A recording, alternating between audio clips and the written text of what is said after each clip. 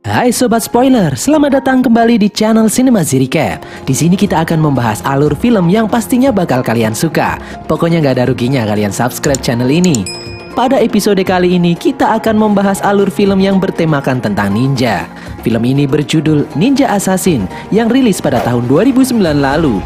Film ini menceritakan kehidupan para ninja di zaman modern seperti saat ini. Ternyata masih ada klan ninja yang tersembunyi dan masih eksis bekerja sebagai pembunuh bayaran sejak ribuan tahun lalu hingga saat ini.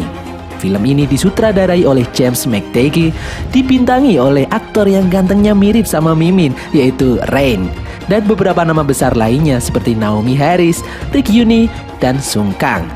Oke, nggak usah berlama-lama lagi, langsung saja kita masuk ke dalam alur cerita film Ninja Assassin.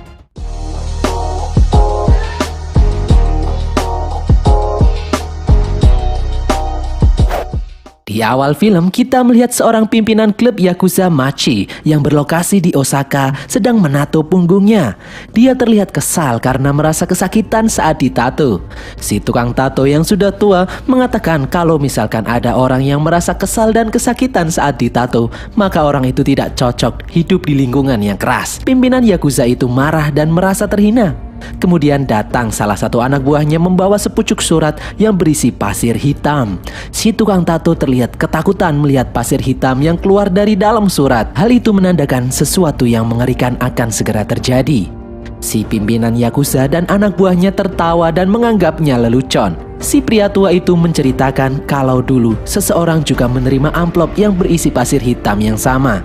Lalu kemudian hal mengerikan terjadi, mereka muncul dari balik bayangan. Semua orang tewas. Si kakek tua kemudian menunjukkan bekas luka di dadanya. Terlihat bekas luka di dada bagian kiri. Pria tua itu mengaku beruntung karena jantungnya tidak seperti orang kebanyakan dan terletak di dada sebelah kanan. Di tengah dadanya terdapat tato ninja untuk pengingat dirinya akan kejadian mengerikan itu. Para Yakuza pun tertawa mendengar cerita tentang para ninja di era modern seperti saat ini. Lalu tiba-tiba kepala salah satu anggota Yakuza itu terbelah. Mereka semua kaget dan ketakutan. Mereka berteriak, lampu-lampu padam. Terdengar suara pedang mengayun di mana-mana tanpa terlihat sosok yang mereka hadapi. Satu persatu para anggota klub Yakuza itu tumbang. Si pimpinan Yakuza menembakkan pistol ke sembarang arah saking paniknya. Saking ketakutannya, dia mengatakan akan membayar berapapun kepada ninja yang dia hadapi, asalkan jangan membunuhnya. Namun tidak ada jawaban sama sekali. Si pria tua mengatakan kalau sia-sia bernegosiasi dengan makhluk ini karena mereka bukan manusia, melainkan iblis yang dikirim dari neraka. Saat sedang panik, kemudian tangan si pimpinan Yakuza itu tiba-tiba putus dan kepalanya ditebas oleh senjata tak terlihat. Dia pun tewas seketika. Sangat mengerikan. Kemudian dari balik bayangan muncul sosok ninja yang dimaksud. Ninja itu berjalan mendekati si pria tua dengan mata yang dingin. Sang ninja tanpa basa-basi langsung menebas si pria tua. Kemudian berpindah di kota Berlin, di markas Europol. Seorang agen penyelidik yang bernama Mika Koretti menemui atasannya yang bernama Maslow. Dia memberikan hasil penyelidikannya tentang pembunuhan misterius yang terjadi akhir-akhir ini. Dimulai dari insiden terbunuhnya Ratu Korea di tahun 1800-an oleh anggota klan ninja Ozuno. Mika menyelidiki transkrip persidangan terdakwa yang bernama Kunitomo Shigeaki, di mana jaksa menanyakan soal pembayaran 45,3 kg emas kepada klan Ozuno, di mana setelah itu tidak pernah dibahas lagi sampai sekarang. Jumlah itu sama dengan rumor yang beredar di mana ada kelompok Yakuza membayarkan 45,3 kg emas kepada klan Ozuno yang berujung pembantaian klub Yakuza Machi yang berlokasi di Osaka sebelumnya. Mika berpikir klan ini berusia ribuan tahun dan tidak pernah berubah dalam menghargai nyawa buruannya. Kemudian Mika menelusuri lebih dalam lagi. Mika menemukan keterkaitan atas insiden tewasnya Perdana Menteri Rusia Zhukov dengan klan Ozuno. Sehari sebelum pembunuhan, terdapat transfer misterius dari Bank Shanghai berjumlah sama persis dengan nilai 45,3 kg emas saat ini. Mika mengatakan kalau klan Ozuno bukanlah mitos, tetapi nyata. Klan itu menculik anak-anak jalanan dan melatih mereka menjadi mesin pembunuh. Maslow merasa semua hal ini tidak masuk akal, dia belum bisa mempercayainya. Kemudian berpindah di sebuah lokasi penyewaan mesin laundry. Terlihat seorang pria yang sedang mencuci pakaian. Di sampingnya ada seorang wanita yang mencoba meminta bantuan kepada pria itu. Saat pria itu mendekatinya, dia bertanya, Kamu dari klan mana? Sedang apa kamu di Berlin? Sang wanita terlihat kaget. Kemudian wanita itu langsung menyerang si pria. Terjadi pertarungan di sana menggunakan pisau kecil. Lalu saat pemilik laundry memeriksa keadaan, dia menemukan hal aneh. Di salah satu mesin laundry miliknya, keluar darah dari dalam mesin laundry. Terdapat tubuh manusia yang tewas di dalamnya. Kembali ke tempat Mika dan Maslow terlihat makan siang bersama di pinggir jalan. Maslow mengatakan kalau dia telah menyelidiki lebih lanjut temuan Mika atas tewasnya Perdana Menteri Rusia beberapa tahun lalu. Dengan informasi jaringan KGB Rusia miliknya, dia menemukan sebuah laporan milik agen KGB berpangkat tinggi yang bernama Alexei Sabatin. Laporan itu membahas kemungkinan beberapa pembunuhan politik dilakukan oleh jaringan kuno yang canggih yang disebut 9 klan. Mika bertanya lalu bagaimana nasib Alexei Sabatin. Maslow mengatakan kalau agen itu diusir dari dinas dengan alasan gangguan mental. Mika akhirnya lega. Maslow percaya dengan hasil penelitiannya. Berpindah ke pria yang tadi terlihat di tempat laundry. Dia bernama Raizo. Raizo memasuki apartemen miliknya. Di dalamnya terdapat berbagai persenjataan ninja. Raizo adalah seorang ninja. Di dalam apartemen, Raizo teringat dengan masa lalunya saat pimpinan klan Ozunu, Lord Ozunu, memperkenalkan dirinya saat masih kecil di hadapan anak-anak murid klan Ozunu lainnya. Di memori yang lain, terlihat Lord Ozunu menyuruh para murid untuk menguasai tubuh mereka. Rasa sakit, lapar, haus, termasuk anggota tubuh, darah, dan kulit adalah hal yang harus dikuasai. Kemudian Ozunu terlihat menyayat telapak tangannya dengan pisau. Lalu kemudian dia menggenggam tangannya dan mengucapkan beberapa mantra ninja. Lalu saat dibuka, luka sayatan di telapak tangannya telah hilang, sembuh dengan sendirinya. Itulah kekuatan klan Ozunu, itulah jalan ninja mereka. Siang harinya terlihat Raizo telah berhasil melumpuhkan temannya di dalam sebuah pertarungan. Ozunu mengatakan kalau hidup adalah pertempuran. Raizo yang tadinya anak jalanan yang dibuang orang tuanya, dia berjuang bertahan hidup hingga akhirnya bisa menang. Karena dalam pertempuran saat melawan musuh harus tanpa keraguan atau belas kasihan. Untuk bertahan harus belajar untuk tidak takut.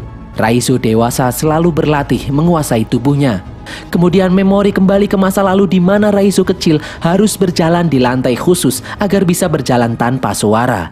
Saat Raizo kecil gagal dan lantai itu mengeluarkan suara, Ozunu kemudian memukul kaki Raizo kecil hingga berdarah-darah. Malam harinya, Raizo kecil tidak bisa tidur karena kesakitan. Lalu terlihat salah satu teman Raizo yang bernama Kiriko mengobati luka-luka di kaki Raizo.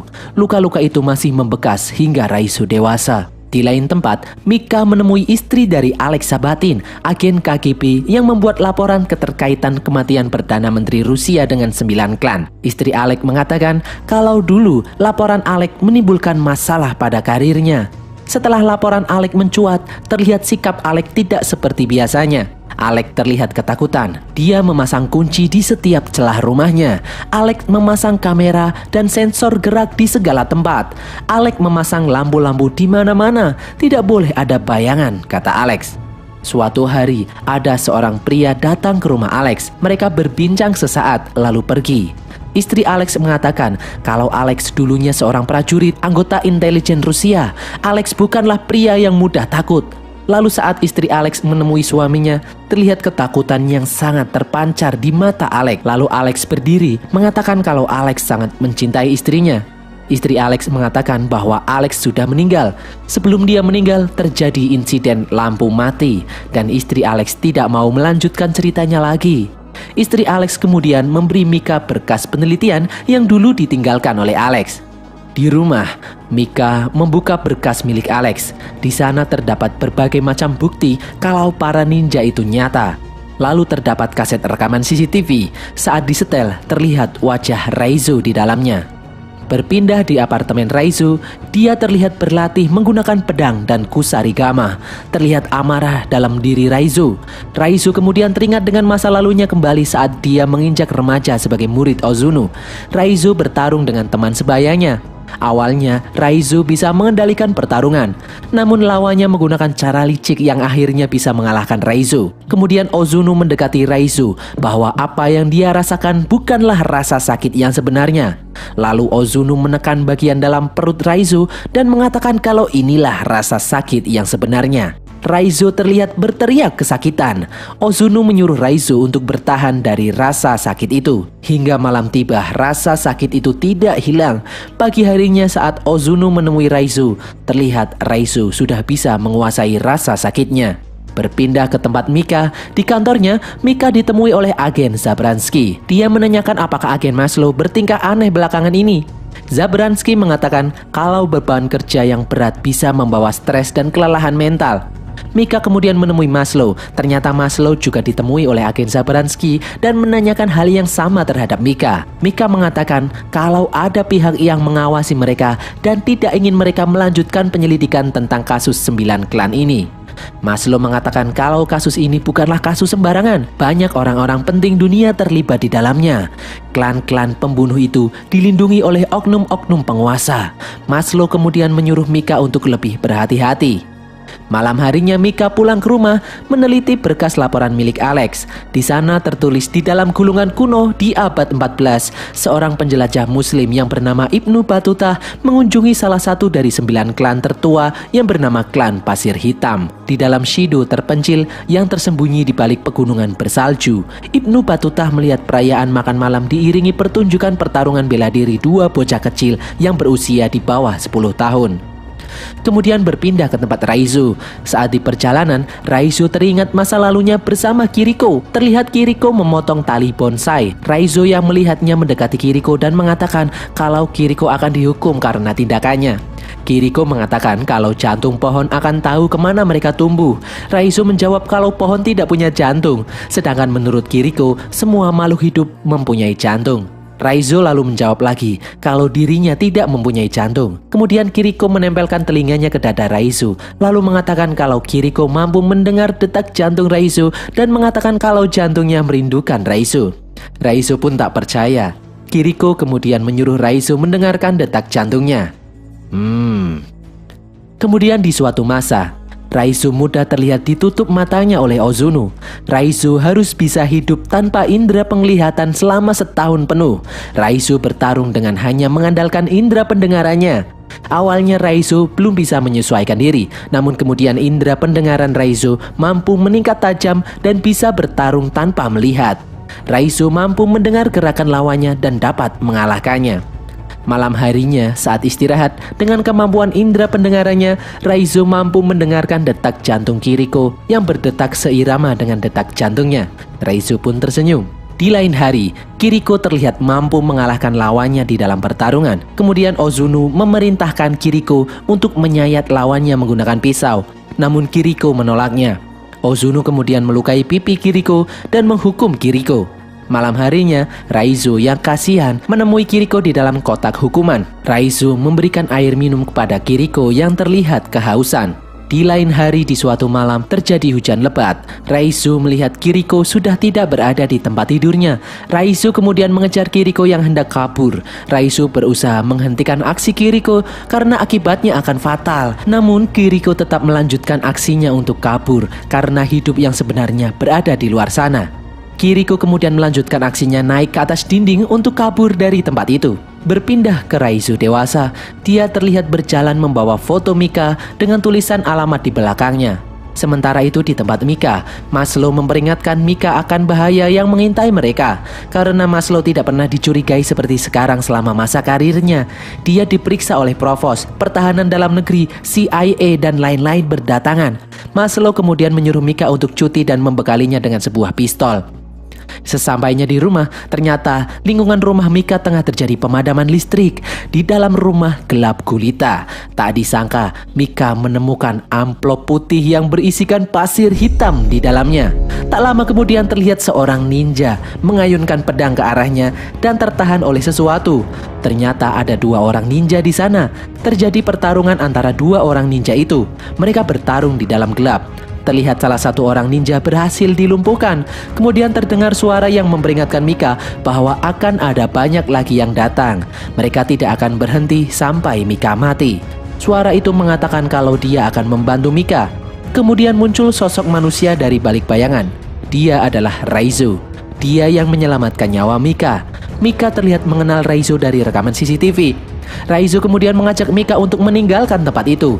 Kemudian kembali ke memori masa lalu, terlihat Kiriko yang kabur mampu ditangkap kembali oleh Takeshi. Kiriko kemudian diikat di tiang di dalam markas ninja dan Ozunu memerintahkan Takeshi untuk mengeksekusi Kiriko.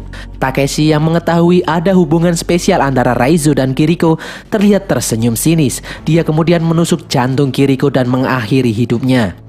Di dalam mobil, Raizo mengatakan kalau para ninja sedang mengikuti mereka, memburu mereka berdasarkan aroma tubuh seperti seekor serigala. Mika kemudian menyadari kalau Raizo juga mestinya menjadi orang yang diburu oleh klan Ozunu karena sesuatu hal. Raizo kemudian teringat masa lalunya di saat dia pertama kali mengemban tugas sebagai seorang assassin. Dia ditugaskan Ozunu untuk membunuh seseorang dan mengambil arloji emas di tangannya. Di dalam toilet, Raizo menemui orang itu dan langsung menusukkan pisau ke leher targetnya. Namun targetnya ternyata terlalu kuat.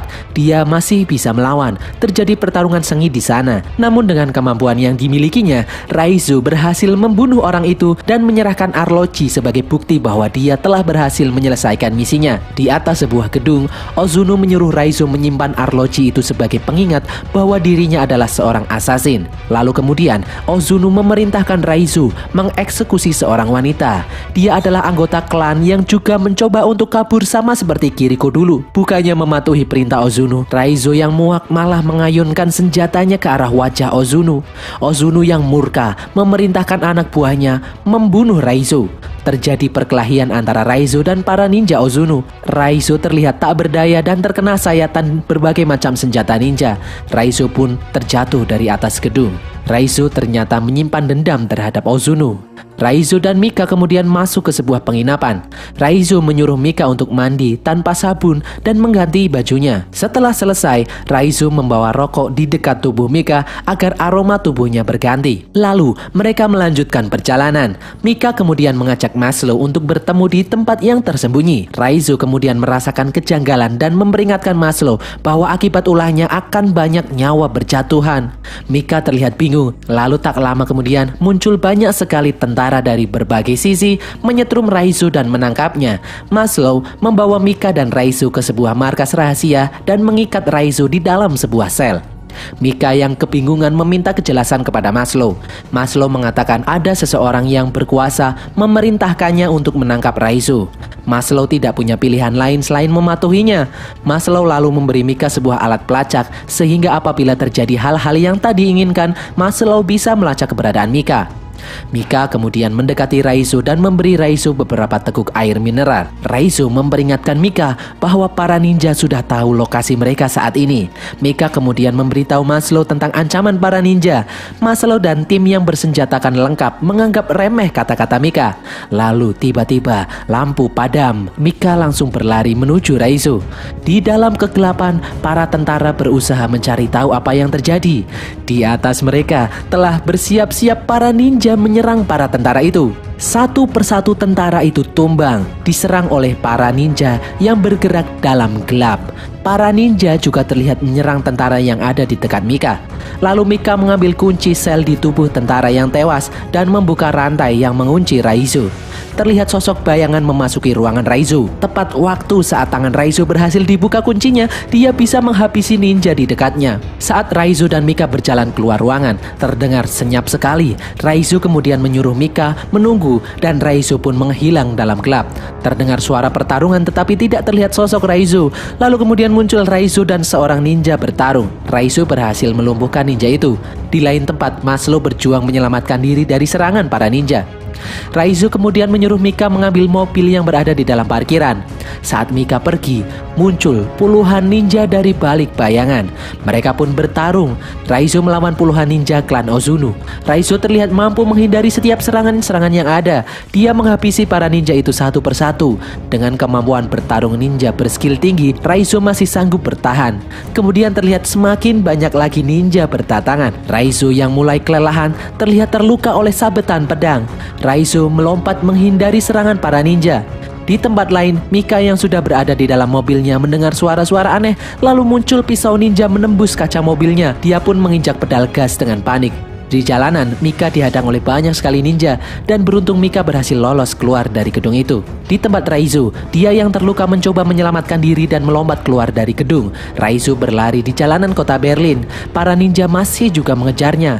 Terjadi pertarungan di jalanan. Seorang ninja berhasil merobek perut Raizo. Raizo pun tumbang. Lalu muncul Mika menabrak ninja itu. Mika kemudian menyelamatkan Raizo. Mika bermaksud membawa Raizo ke rumah sakit, namun Raizo menolaknya. Mika kemudian membawa Raizo ke dalam sebuah penginapan. Raizo terbaring tak berdaya dengan luka di sekujur tubuhnya. Lalu kemudian dari luar penginapan, Mika melihat beberapa bayangan memasuki ruangan tempat Raizo terbaring. Pagi harinya kepolisian datang berbekal alat pelacak milik Mika dan hanya menemukan Mika terduduk sendirian. Para ninja membawa Raizo pergi. Di dalam kotak, Raizo mencoba memulihkan dirinya sendiri dengan kemampuan yang dimiliki oleh klan Ozuno. Luka-luka itu menutup satu persatu. Dan sampailah Raizo di markas klan Ozuno. Dia dibawa ke hadapan sang Ozuno, pemimpin klan. Ozuno berkata awalnya dia mempersiapkan Raizo sejak kecil untuk menjadi penggantinya memimpin klan. Namun sekarang akibat ulah Raizo, Ozuno berniat mengeksekusi Raizo karena telah mempermalukan nama baik klan. Malam harinya, Raizo terlihat diikat di sebuah tiang bersiap untuk dieksekusi. Ozuno terlihat menekan perut Raizo untuk menyiksanya. Raizo sampai muntah darah. Takeshi menyadari kalau Raizo membawa alat pelacak yang diberikan kepada Mika sebelumnya. Lalu kemudian muncul para tentara pasukan yang dibawa Maslow dan Mika datang menyelamatkan Raizo. Raizo ternyata telah menunggu mereka. Mika kemudian melepaskan ikatan Raizo. Terjadi pertempuran antara pasukan militer melawan para ninja. Para ninja terlihat mampu mengatasi ancaman dari para tentara yang menyerang. Lalu Takeshi memasuki sebuah ruangan. Di dalamnya sudah terdapat Raizo dengan dua pedangnya siap bertarung. Takeshi menyuruh 4 rekannya menyerang Raizo. Lalu terjadi pertarungan ninja tingkat tinggi. Raizo terlihat sanggup menumbangkan mereka satu persatu. Lalu kemudian giliran Takeshi yang melawan Raizo. Takeshi terlihat cukup kuat. Mereka berdua bertarung di antara kobaran api. Raizo mengingat bahwa yang mengeksekusi Kiriko adalah Takeshi. Raizo terlihat marah dan menyerang Takeshi bertubi-tubi. Takeshi yang tak berdaya akhirnya tewas di tangan Raizo. Raizo kemudian berjalan mendekati Ozuno dan akhirnya Raizo pun bisa berhadapan langsung dengan Ozuno. Ozuno terlihat mampu menghilang di dalam gelap dan menyerang Raizo dari arah yang dia tidak ketahui. Raizo mengambil sebuah pedang dan mencoba untuk melawan Ozuno. Terjadi pertarungan ninja yang sangat brutal antara Raizo dan Ozuno. Meskipun penuh dengan luka, Raizo masih berusaha terus bertarung dengan Ozuno.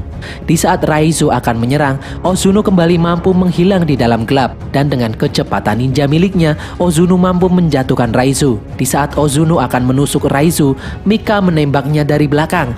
Raizo menyuruh Mika untuk lari, namun terlambat. Ozuno terlihat menghilang di dalam gelap dan muncul di belakang Mika. Dengan mudah Ozuno menusuk Mika tepat di jantungnya.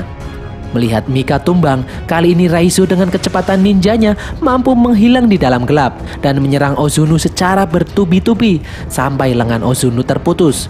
Ozuno yang sudah tak berdaya kemudian langsung dieksekusi oleh Raizo. Raizo pun mampu mengalahkan Ozuno. Lalu Raizo mendengar detak jantung Mika. Raizo pun membopong Mika keluar dari bangunan itu.